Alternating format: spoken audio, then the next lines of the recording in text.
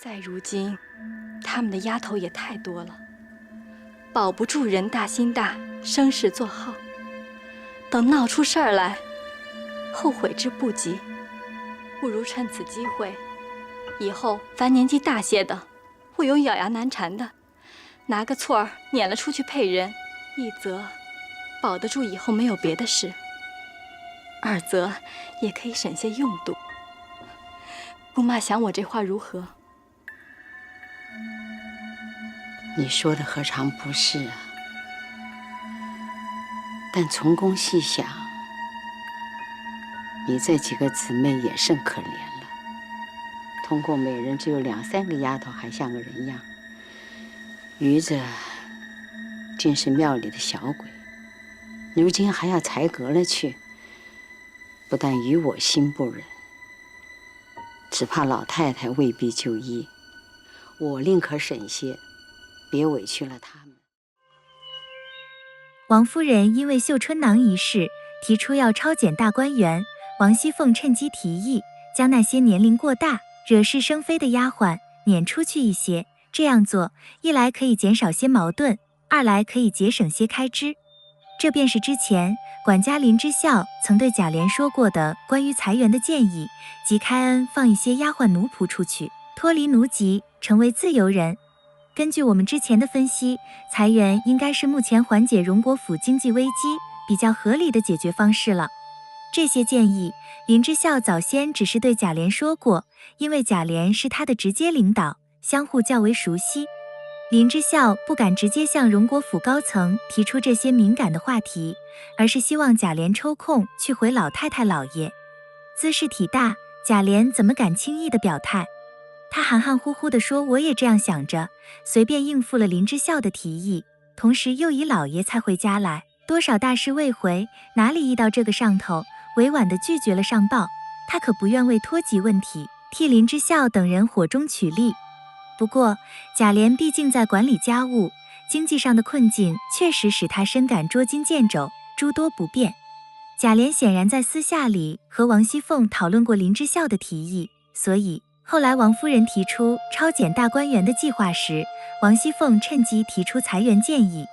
这明显是由前不久林之孝的提议引发而来的，但王熙凤所提的建议的性质却有了不同。林之孝是基于荣国府目前家道艰难、经济衰败这一客观现实提出的建议，意思是今时不同往日，当前的财政收入难以维持以往奢华的生活方式，主张修订荣国府的祖宗旧例，即要求在制度上进行变革。他提出关于丫鬟的具体裁减方案是，应该使8个的使6个，该使4个的便使2个。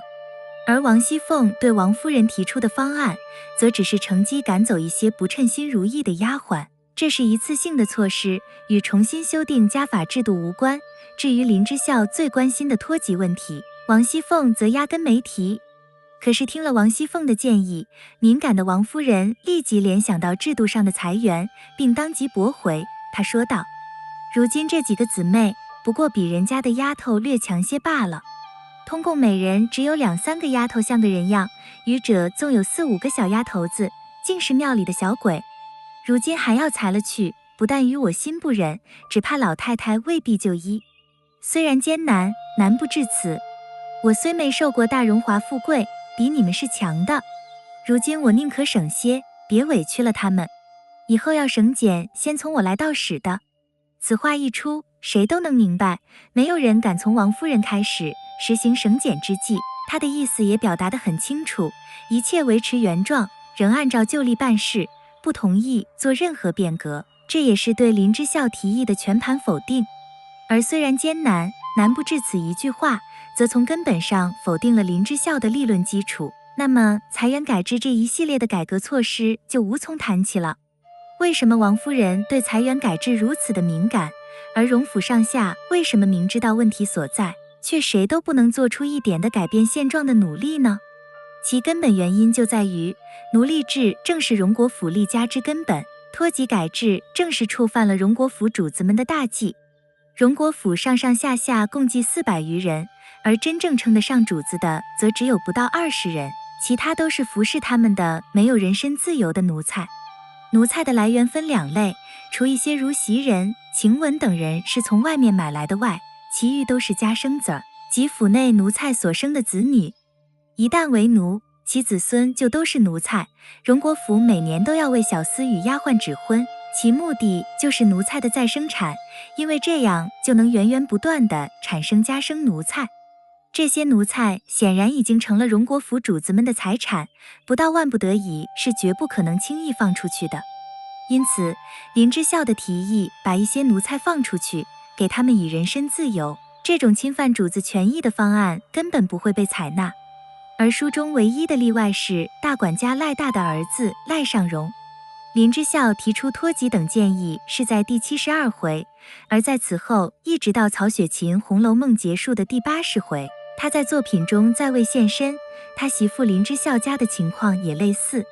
第74回抄检大观园是《红楼梦》中最重要的篇章之一，王夫人先是组织抄检队伍，王熙凤为领队，人员除邢夫人的陪房王善保家的之外，其余都是自己与王熙凤的陪房，他们都是从王家带来的心腹嫡系，而身为园内事务总负责人且每日巡夜的林之孝家的却被排斥在外。